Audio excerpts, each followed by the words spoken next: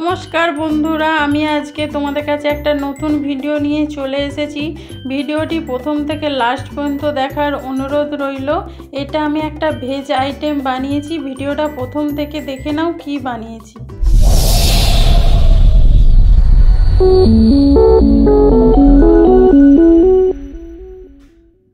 এখানে আমি মাশরুম নিয়েছি। মাশরুমটা আগে আমি জল দিয়ে ধুয়ে নিয়েছিলাম। এখানে 250 গ্রাম মাশরুম আছে। তারপরে আমরা গমের আটা দিয়ে আমি এখানে পরিষ্কার করে নিচ্ছি। ধোয়ার পরেও যে কালো কালো রয়েছে সেই জিনিসটা ভালোভাবে জল দিয়ে ওঠে না, কিন্তু এরকম শুকনো আটা দিয়ে যদি তোমরা ভালো করে ঘষো একটা হালকা স্পট উঠে যায়। তাই মাশরুমগুলো এইভাবে খুব সুন্দরভাবে পরিষ্কার করে নিতে পারবে। এই দেখো, দেখতেই পাচ্ছ কীরকম হালকা একটা উঠে আসছে স্তর। এভাবে পরিষ্কার করে আমি জল দিয়ে আবার ভালো করে ধুয়ে নিচ্ছি। দেখো কতটা পরিষ্কার হয়ে গেছে মাশরুমগুলো, দেখতেই পাচ্ছ। এবার আমি এগুলোকে কেটে নেব। এখানে মাশরুম আমি কেটে নিচ্ছি। প্রথমে পেছনের অংশটা একটুখানি কেটে দিয়ে আমি এটাকে 4 টুকরো করে নেব। মাশরুমটা ভাজার পরে ছোট হয়ে যায়, সেই জন্য আমি একটু বড় বড় টুকরো রেখেছি। তোমরা তোমাদের পছন্দ মতো সাইজ করে নেবে, কিন্তু বড় সাইজ রাখাই ভালো, কারণ এটা রান্না হওয়ার পরে মাশরুমগুলো অনেকটাই ছোট হয়ে যায়। সেই জন্য বড় বড় একটু টুকরো করে নেবে। এইভাবে আমি সব মাশরুমগুলো কেটে নেব। এখানে আর দুটো ছোট মাশরুম ছিল, সেগুলোকে আমি দুফালি করে নিচ্ছি। দেখো এরকমভাবে 2 টুকরো করে নেব। এবার এখানে একটা বাটি নিয়েছি বড় জায়গা, এর মধ্যে সব মাশরুমগুলো দিয়ে দিলাম। মাশরুমগুলো দেওয়ার পরে এর মধ্যে আমি আদা রসুনের পেস্ট অল্প করে দিয়ে দেবো, মানে গ্রেট করে রাখা আদা রসুন একটু দিয়ে দিয়েছি। তারপরে এর মধ্যে স্বাদ মতো নুন আর একটু গোলমরিচের গুঁড়ো দিয়ে দেবো, 1/2 চামচের মতন। দিয়ে ভালো করে মাখিয়ে 5 মিনিটের জন্য রেখে দেবো। এই মাশরুমের একটা যে মাটি মাটি গন্ধ থাকে, এই আদা রসুন দেওয়ার কারণে গন্ধটা আর লাগবে না, খেতে খুব সুন্দর লাগবে, একটা খুব সুন্দর গন্ধ আসবে। 5 মিনিট পর আমি এর মধ্যে 3 চামচ কর্নফ্লাওয়ার দিয়ে দিচ্ছি। 3 চামচ কর্নফ্লাওয়ার দিয়ে এর মধ্যে এবার স্বাদ মতো হলুদ আর লঙ্কার গুঁড়ো দিয়ে দেবো। এখানে কাশ্মীরি লঙ্কার গুঁড়ো আমি দিয়েছি কালারটার জন্যে। তোমরা ঝাল লঙ্কার গুঁড়োও দিতে পারো যদি একটু ঝাল ঝাল খেতে চাও। এবার এর মধ্যে আমি দিয়ে দিচ্ছি একটা ডিমকে ভেঙে আমি এখানে দিয়ে দিচ্ছি। দিয়ে ভালো করে একটু হাতের সাহায্যে সব কিছু মাখিয়ে নেব। এখানে আমি কোটিনটা কিন্তু একদম হালকা রেখেছি, কোটিনটা মোটা করবে না, তাহলে না খেতে ভালো হবে না। এরকম হালকা রাখবে, দেখবে খেতে খুব সুন্দর লাগবে। এরকম ভালোভাবে আমি সব মাখিয়ে রেখে দেবো। এবার এখানে কড়াতে আমি তেলটা গরম বসিয়েছি। তেলটা গরম হয়ে গেলে এখানে আমি মাশরুমগুলো ভেজে নিচ্ছি। দেখো প্রথমে আমি একটু হালকা করে ভেজে নেব। আমি এটা দুবার মাশরুমটা ভাজবো। প্রথমে হালকা করে ভেজে নেব, তারপরে আমি আবার কড়া করে ভাজবো। সেই জন্য প্রথমে আমি হালকা করে এখানে ভেজে নিচ্ছি। এক দিকটা আমার ভাজা হয়ে গেছে, অন্য দিকটা উল্টে দিচ্ছি। এরকম উল্টে পাল্টে হালকা করে একটু ভেজে নেব। এখানে যতক্ষণ ভাজা হচ্ছে আমি বাকি যে জিনিসগুলো লাগবে সেই জিনিসগুলো কেটে নেব।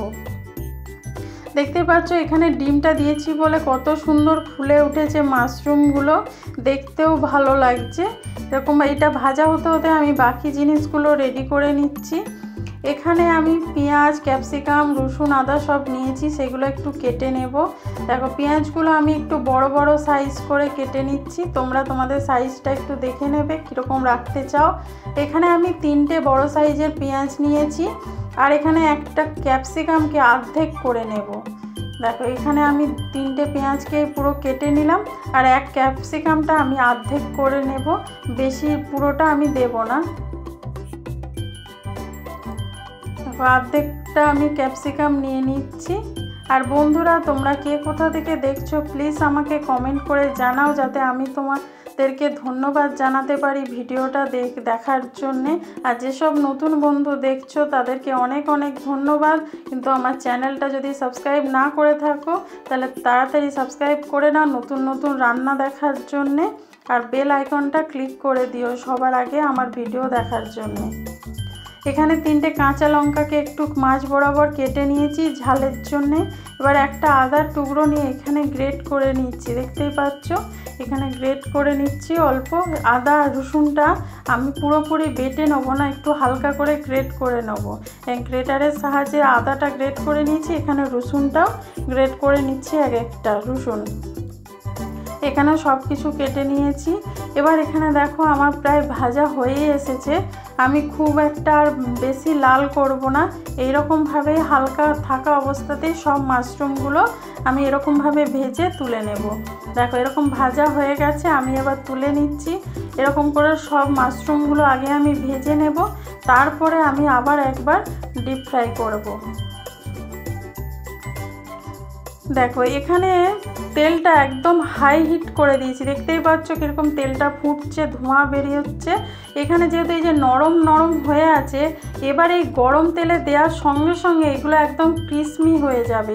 তারপরে তোমরা যখন রান্নাটা করে খাবে তখন না এই ক্রাঞ্চি ভাবটা তোমাদের থাকবে, একদম ক্রিসমি যে ভাবটা সেটা কিন্তু তোমরা পাবে।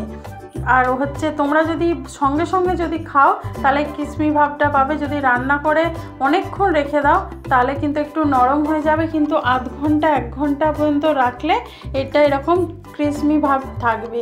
দেখতে পাচ্ছ দেওয়ার সঙ্গে সঙ্গে কি সুন্দর ক্রিসমি হয়ে যাচ্ছে। এটা হাই ফ্লেমে কিন্তু রান্নাটা সঙ্গে সঙ্গে করে নিতে হবে। এটা কিন্তু একদম টাইম লাগবে না, সঙ্গে সঙ্গেই কিন্তু ভাজা হয়ে যাবে। এবার এই তেলের মধ্যে আমি পেঁয়াজ দিয়ে দিচ্ছি, যে পেঁয়াজগুলো কেটে রেখেছিলাম সেগুলো দিয়ে দিচ্ছি। এখানে আমার পেঁয়াজ ক্যাপসিকাম মাশরুমের পরিমাণটা অনেকটা, তাই জন্য তেলটা আর আমি কমালাম না। তোমাদের অল্প হলে তেলটা একটু কমিয়ে দেবে। এখানে ক্যাপসিকাম আর পেঁয়াজটা দিয়ে দিলাম। এবার আমি রসুন আর আদাটা যে গ্রেট করে রেখেছিলাম সেটাও দিয়ে দেবো, দিয়ে আমি এটাকে ভেজে নেব। এটা কিন্তু মিডিয়াম আঁচে ভাজবে, বেশি হাই আঁচ করবে না, তাহলে পেঁয়াজ আর ক্যাপসিকামটা পুড়ে যাবে, তখন তেতো তেতো লাগবে। যেহেতু রসুন আর আদাটা আছে তেতো লাগবে, তখন কিন্তু খেতে ভালো লাগবে না। এবার এর মধ্যে আমি 3টে যে কাঁচা লঙ্কা চিড়ে রেখেছিলাম সেই 3টে কাঁচা লঙ্কা দিয়ে এবার হালকা করে একটু ভেজে নেব। এটা দেখবে যেন প্রথমেও একদম নরম না হয়ে যায়, একটু ক্রাঞ্চি ভাব থাকে, তাহলে খেতে ভালো লাগবে। এদিকে যতক্ষণ ভাজা হচ্ছে ততক্ষণ আমি একটা বাটির মধ্যে 2 চামচ চিলি সস, 1 চামচ সয়া সস আর 3 চামচ টমেটো সস নিয়ে নেবো। দেখো 1 চামচ সয়া সস নিয়েছি, এবার এখানে 3 চামচ টমেটো সস নিয়ে নেব। তোমাদের কাছে যদি শেজওয়ান সস থাকে সেটাও তোমরা এখানে অ্যাড করতে পারো। এখানে 3 চামচ টমেটো সস দিয়ে ভালো করে আমি 3টে সসকে মিশিয়ে নিচ্ছি। একটু সামান্য এতে জল দিয়ে দেবো যাতে সসটা ভালোভাবে মিশে যায়। এবার এই ভাজা ক্যাপসিকাম আর পেঁয়াজের মধ্যে এই সসটা দিয়ে দেবো। দেখতে পাচ্ছ এখানে ভাজা হয়ে গেছে। এবার আমি সসটা এর মধ্যে দিয়ে দিলাম। সসটা দিয়ে ভালো করে মিশিয়ে নেব যাতে ভালো করে মশলার সাথে একটু ভাজা ভাজা হয়ে যায়। দেখো এই সময় কিন্তু আঁচটা একদম লো রাখবে। এবার এর মধ্যে আমি স্বাদ মতো নুন দিয়েছি, দেখতে পাচ্ছ স্বাদ মতো নুন দিয়ে দিয়েছি, আর একটু ঝাল লঙ্কার গুঁড়ো দিয়েছি যাতে একটু স্পাইসি হয় আর কালারটাও খুব সুন্দর আসে, সেই জন্য আমি এখানে একটু ঝাল লঙ্কার গুঁড়ো দিয়েছি। এবার আমি 1 বাটি জলে 1 চামচ কর্নফ্লাওয়ার গুলে রেখেছিলাম সেইটা এখানে দিয়ে দেবো। দেখো 1 বাটি জলে 1 চামচ কর্নফ্লাওয়ার আমি দিয়েছিলাম, দিয়ে ভালো করে মিশিয়ে লো আঁচে একটু ফুটিয়ে নেব। যখন ঘন হয়ে আসবে তখন কিন্তু মাশরুমগুলো এই পেঁয়াজেতে দিয়ে দেবো গ্রেভিতে, কারণ এটা যতক্ষণ না ঘন হবে ততক্ষণ কিন্তু দেওয়া যাবে না। পাতলা অবস্থায় যদি তোমরা দিয়ে দাও তাহলে কোটিংগুলো খুব নরম হয়ে যাবে। এবার মাশরুমগুলো দিয়ে ভালো করে একটু সসের সাথে আমি বানিয়ে নেব। দেখো হালকা আঁচে কিন্তু এটাকে মাখাতে হবে, দেখতে পাচ্ছ এরকমভাবে আস্তে আস্তে করবে, তাহলে লো আঁচে করবে, কারণ হাই আঁচে করে দিলে যেহেতু সসটা আছে সেটা খুব ঘন হয়ে যাবে, তখন কিন্তু ভালো করে রেসিপিটা আর হবে না, খেতেও ভালো লাগবে না।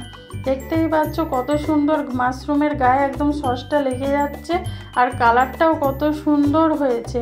তোমরা তো মাশরুমের নানা রকম রেসিপি করে থাকো, একবার এই রকমভাবে রেসিপি করে দেখো, অসাধারণ লাগে খেতে। এবার আমার নামানোর আগে একটু গোলমরিচের গুঁড়ো আর একটু সাদা তিল দিয়ে ভালো করে মিশিয়ে নামিয়ে নেব। সাদা তিলটা পুরোপুরি অপশনাল, তোমরা যদি চাও দেবে, না চাইলে না দেবে। সাদা তেল না দিলেও কিন্তু এটা চলবে। লাস্টে একটু গোলমরিচের গুঁড়োটা দিয়ে দেবে, খেতে কিন্তু অসাধারণ লাগে। এবার তোমরা রুটি, পরোটা, নান যে কোনো জিনিসের সাথে কিন্তু খেতে পারো, অসাধারণ লাগে। পুরো আমার রেডি হয়ে গেছে রেসিপিটা। দেখো, এই রেসিপিটা যদি ভালো লেগে থাকে লাইক, কমেন্ট, শেয়ার করো। নতুন বন্ধু যারা দেখছো তারা কিন্তু চ্যানেলটা সাবস্ক্রাইব করে বেল আইকনটা ক্লিক করে দিও নতুন ভিডিও দেখার জন্যে। আর যারা ফেসবুক থেকে দেখছো তারা কিন্তু পেজটা ফলো করে দিও, চ্যানেলটা সাপোর্ট করো, পাশে থেকো।